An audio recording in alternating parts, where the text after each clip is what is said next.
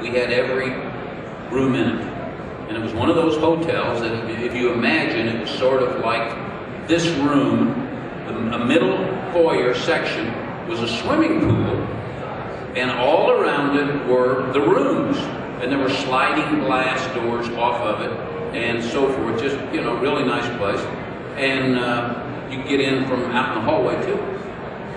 But after the final banquet, a bunch of us that were really happy with being there, we sat in the swimming pool with our feet in the water, and we sat in there and talked, and it kept getting later and later and later. Well, at some point, the hotel locked the doors, just like imagine these doors here. So we're sitting in there, and it's getting daylight. This is in Bismarck, North Dakota. There's like one plane that leaves, and everybody says, hey, we got to get ready to get out of here. It's now Sunday morning.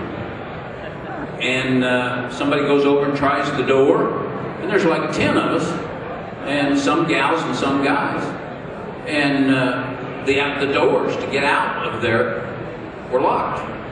And one of the guys that was with us said, hey, no problem. My room is right over here. We'll just go over and slide the glass door up. We can just go through my room and get out in the hall. Okay. So we all go over there. He slides the door open, and we all start through this room. And it's all dark in there. And this woman jumps up out of the bed and saying, oh, oh, oh. And the husband is saying, what's going on, honey? What's going on? And honestly, everybody went straight through that room, to the door, opened it, and out in the hall. Everybody went. Never knew who that person was, but I can imagine what their stories were.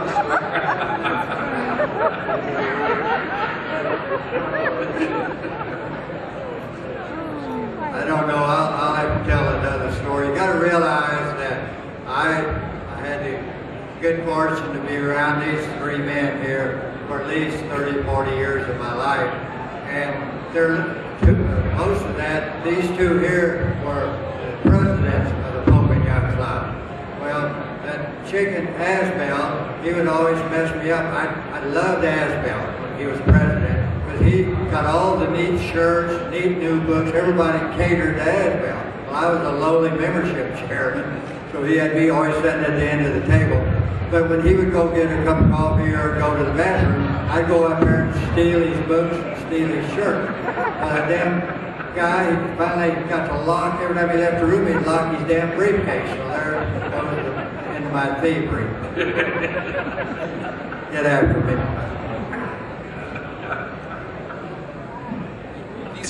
These guys aren't going to be around forever. A lot of you guys have a lot of history with them. If anybody's got a really pertinent question to ask about anything to any one of these guys, it's your chance right now to really embarrass them. Frost, you got something? Somebody's got to have something on these guys. They're not that clean. I want you to ask Jim. We're not allowed. What's his favorite now? Jim, we got a request. They want to know what your favorite hunt that you can ever remember is.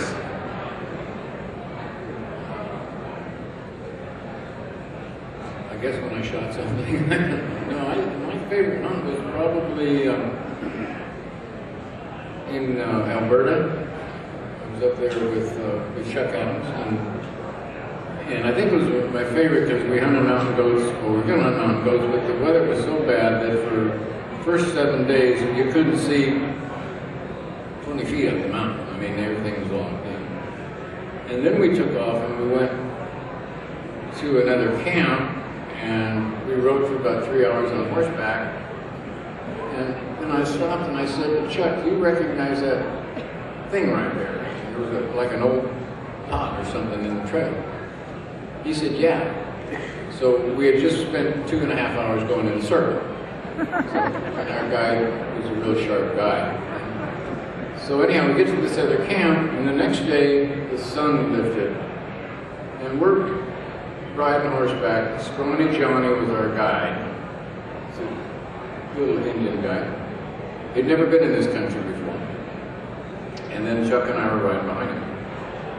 And I looked up on this mountain up there, about 500 yards or something, and I saw this white goat walk over the top. I said, Chuck, there's a goat. And Chuck saw it too. And I said, hey, John. I didn't have to whisper. There's a goat up there. He says, no goats at that mountain. He said that twice. I said, how do you know? You've never been here. No goats at that mountain. Well, then Chuck saw another goat. He didn't want to walk up that mountain. Well, anyhow, we walked up. I didn't want to walk up it either, but we did. And we got up there, and Chuck went out to the left after some goats. We could see two goats on another spot, and I sat down in this place with Stony Johnny. And this goat walked out about 35, 40 yards downhill from me. And I wanted to shoot that goat so bad that I was literally unable to shoot. And finally I shot, and the goat took about 2 steps and just fell down. It really greased him. I said, there's a goat on that mountain. And then Johnny says, no more, because the goat kicked and went down about 300 feet. So that was I don't know if it was my best hunt, but it was pretty important at that time, yeah. And then I hunted coos deer quite a few times. Well, I guess 3 times when I went 2 years ago. And I finally got one of those little bastards. And that really tickled me. But so now I got to go every year because I want a bigger one. So that's all. Like I was trying to dig some dirt up on these guys on the internet. I'm familiar with a couple of them and knew of the other 2 guys, but not that much. But the easiest one to look for online was G-Fred's name. So I'm going through some archery talk threads, and I find one about Fred Asbell telling you to bend your knees when you shoot your bow. And people are going back and forth, whether it's good or bad or right or wrong. And it's a long thread. And I get down to like page 3. And I don't know why I went that far, but some guy piped up, and this really made sense. It really hit home, and he said, well, God dang, Asbell's about 9 foot tall, and all the deer he shoots are about this tall. And if you don't bend your knees when you shoot like that, you're going to shoot right over the top of all of them. All right. Yeah, all right. Okay. Favoritist animal. Gosh, I don't know. I guess I'd rather hunt mule deer than just about anything, but I've done such a poor job at it. My goodness. It's I have this theory, which is that maybe some of you people feel the same way.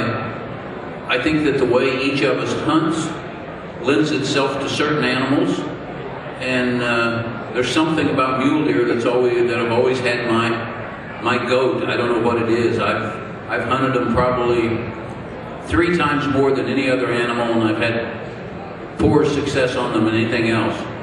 And I say this with absolutely no brag.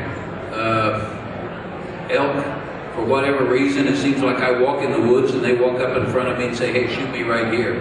And it's just kind of crazy, and I guess maybe that's what drives you after mule deer, because you always see them and you always think it's going to be easy.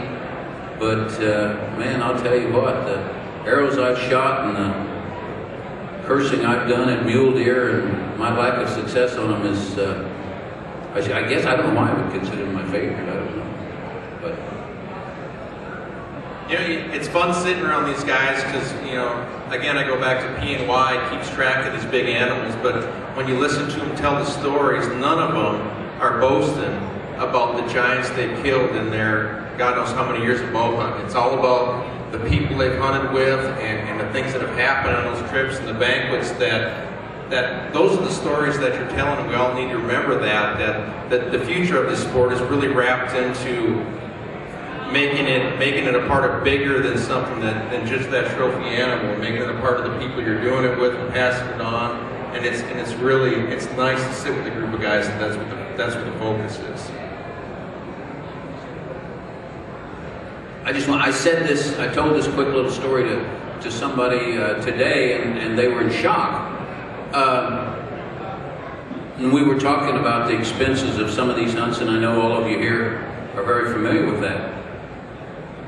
I went on a grizzly hunt, 10 days with Bill Love. Fred Bear had just hunted with him 2 years before. It was $70 a day for a grizzly hunt. Now, I don't know if any of you have sat down and figured that out, but think about that. I mean, I went to British Columbia. Airfare was $400, and that hadn't changed a whole lot. But the hunt was $700 for 10 days. That was grizzly, that was one-on-one. Can you believe that? Times have changed. Yeah, you know, him talking about that is incredible when you think about that when we started hunting these animals out there. In 1971, I went to Alaska for the first time to hunt Dall sheep. And from our house back to our house on this, and it was a 10-day hunt, and it would cost me $900 for the whole thing. And now that same hunt is $50,000 to $20,000. But and I'm like Fred, you know, I'm a mule deer hunter.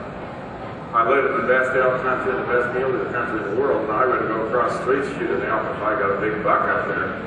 But still, one of my favorite animals is sheep.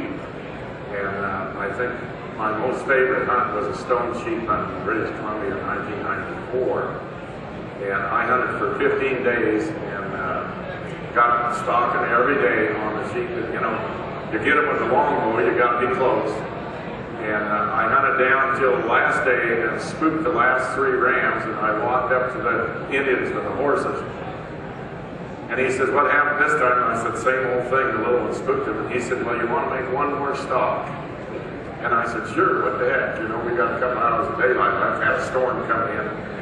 So we got on the horses and went up on the top of this mesa, and these rams that went and laid down on this cliff, so it's the one big ram that's in there. And we ran down the cliff, and I walked out where we thought they were at. We were a half a mile short.